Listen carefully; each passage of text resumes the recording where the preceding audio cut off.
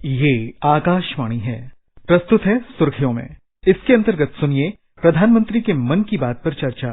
इसमें भाग ले रहे हैं राजनीतिक विश्लेषक अशोक टंडन और आकाशवाणी संवाददाता हर्ष रंजन। प्रधानमंत्री नरेंद्र मोदी ने आज मन की बात कार्यक्रम में देश को संबोधित किया।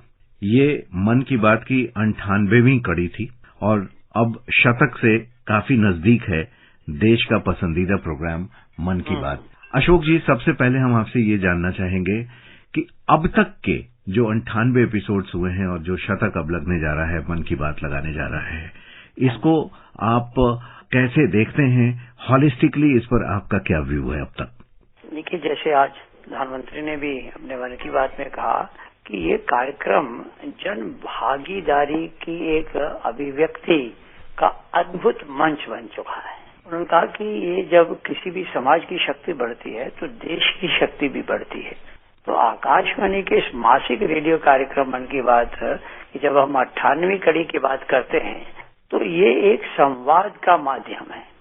और इसमें उन्होंने कहा कि कुछ विपक्षी दल मन की बात के कार्यक्रम की अक्सर आलोचना करते हैं और आरोप लगाते हैं कि प्रधानमंत्री केवल अपने मन की बात ही करते हैं, जनता की नहीं सुनते हैं। उन्होंने कहा कि जब जब उन्होंने अपने मन की बात में संवाद के माध्यम से जिन जिन विषयों पर बात की, वो जन भागीदारी के चलते हुए एक व्यापक आंदोलन का रूप लेते गए। ये इसकी सबसे बड़ी सफलता है। और इसी कड़ी में उन्होंने कहा कि जब उन्होंने पारंपरिक खेलों को और भारतीय खेलों को बढ़ावा देने के बारे में बात की तो इसमें लोगों ने इतना बढ़ चढ़कर भागीदारी की कि वो एक आंदोलन बन गया और दुनिया भर से जो भी खेलों की प्रतियोगिता होती है उसमें भारत के बच्चों ने, लड़कियों ने जिस तरह से उसमें एक तरह से भारत की जो इज्जत है उसको बढ़ाया पदक जीतकर। तो ये कहने का अर्थ उनका ये था कि ये केवल मैं अपनी बात नहीं करता हूँ, और जब ये बात लोगों तक पहुँचती है और उनको लाखों संदेश आते हैं, उससे ये अपने मन की शक्ति का एक अभिव्यक्ति है लोगों की। तो ये जो बात उन्होंने कही वो ये था कि ये आलोचना जो होती है उसका उन्होंने एक तरह से आज जवाब दिया। बिल्कुल। और अशोक जी, न सिर्फ जवाब दिया बल्कि कई उदाहरणों से ये बात साबित हो चुकी है कि मन की बात जो कार्यक्रम है इसमें पूरे देश के लोग शामिल हो रहे हैं। और खास तौर पर स्वच्छता मिशन का जिक्र करते हुए प्रधानमंत्री जी ने कहा कि युवा स्वच्छ एवं जन सेवा समिति एक बनाई गई जो भिवानी में रोज सुबह 4 बजे पहुंच के और उन्होंने एक ड्राइव चलाया और ये मुहिम इतनी कामयाब हुई कि शहर से हजारों टन कचरा निकला। आज वो साफ शहर है और अब इसका अनुपालन दूसरे शहरों में भी लोग कर रहे हैं। बिल्कुल नहीं, उन्होंने और भी उदाहरण दिए। उन्होंने कहा कि जब उन्होंने भारतीय खिलौनों की बात की तो देश के लोगों ने उसको हाथों हाथ इतना बढ़ावा दिया और अब तो भारतीय खिलौनों का जो एक तरह से इतनी क्रेज बन गई है कि विदेशों में भी इसकी इतनी मांग बढ़ रही है। तो मन की बात के जैसे उन्होंने कहानी सुनाने के बात की कि भाई स्टोरी टेलिंग जो है वो भी भारत में प्राचीन समय से एक विधाओं में से रही है, तो उसकी प्रसिद्धि इतनी दूर दूर तक पहुंच गई और ज्यादा से ज्यादा लोग जो है स्टोरी टेलिंग की विधाओं की तरह आकर्षित होने लगे। और ऐसे ही उन्होंने एक बहुत महत्वपूर्ण उदाहरण ये दिया कि जब उन्होंने सरदार पटेल जयंती पर यानी एकता दिवस के अवसर पर मन की बात में उन्होंने 3 प्रतियोगिताओं की बात की और ये प्रतियोगिताएं थी देशभक्ति पर गीत, लोरी और रंगोली, इससे जुड़ी थी। और ये देश भर के 700 से अधिक जिलों के 5 लाख से अधिक लोगों ने इसमें हिस्सा लिया।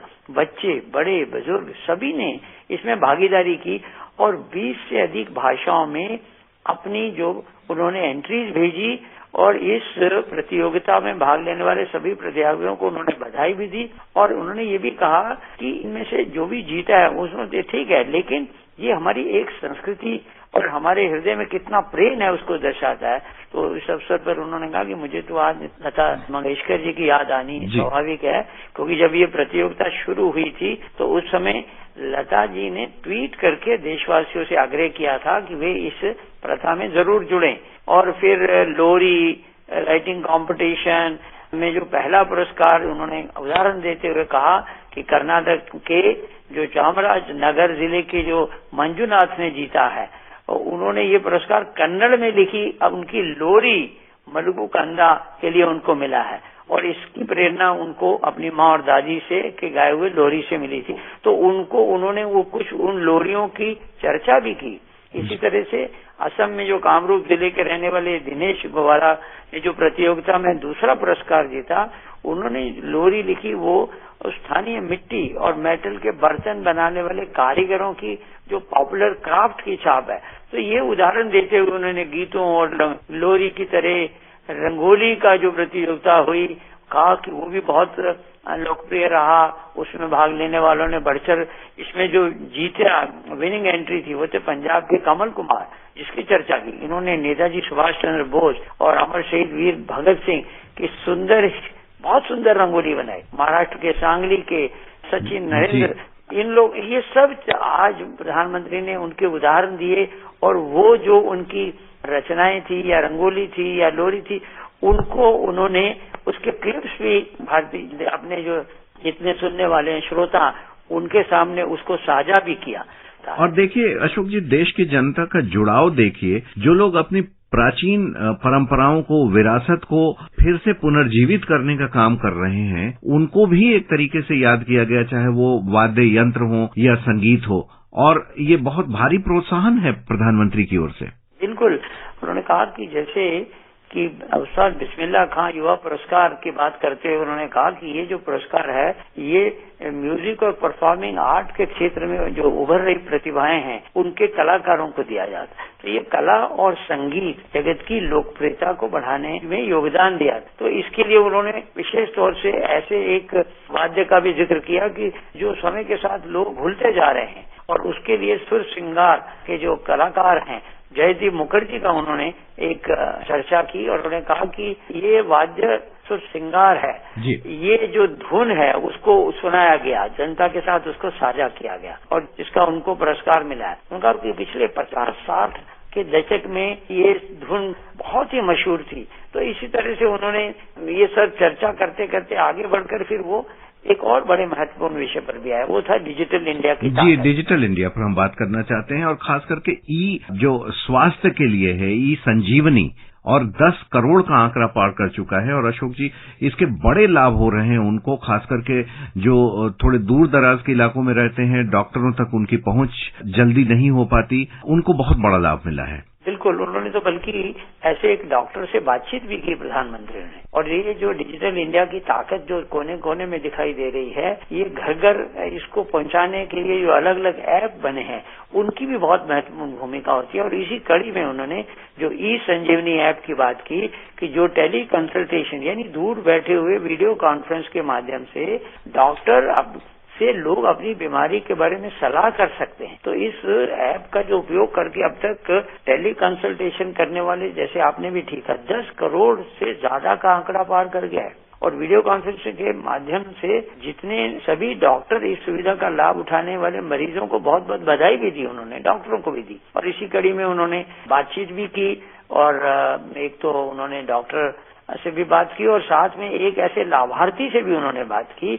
और दूर बैठे हुए लोग, उन्होंने कहा मैंने तो अपनी डायबिटीज की जो समस्या है वो टेली कंसल्टेशन से और डॉक्टर से बात कर करके इस प्रकार से किया है। उसमें उन्होंने बनारस के एक व्यक्ति से बात की, सिक्किम के एक व्यक्ति से बात की, और ये जो सुखद अनुभव है, इस पर डॉक्टर जिन्होंने प्रधानमंत्री से टेलीकॉन से बात की, उन्होंने भी कहा कि ये जो एक सुविधा प्रदान हुई है देशवासियों को, ये सच में बहुत महत्वपूर्ण है। और इसका लाभ जिस तरह से लोग उठा रहे हैं, घर घर में लोगों तक ये पहुंच रही है, ये एक बहुत ही अद्भुत एक तरह से एक देन है सरकार की, इस तरह के लोगों का, जिससे स्वास्थ्य के बारे में जो लोगों को लाभ हो रहा है। जी, अशोक टंडन जी, आकाशवाणी से बातचीत करने के लिए आपका बहुत बहुत धन्यवाद। धन्यवाद। अभी आप सुन रहे थे प्रधानमंत्री के मन की बात पर चर्चा। इसमें भाग ले रहे थे राजनीतिक विश्लेषक अशोक टंडन और आकाशवाणी संवाददाता हर्ष रंजन। ये कार्यक्रम आकाशवाणी के समाचार सेवा प्रभाग द्वारा प्रस्तुत किया गया। इसे आप हमारे mobile app news on AIR और YouTube channel news on AIR official पर भी सुन सकते हैं।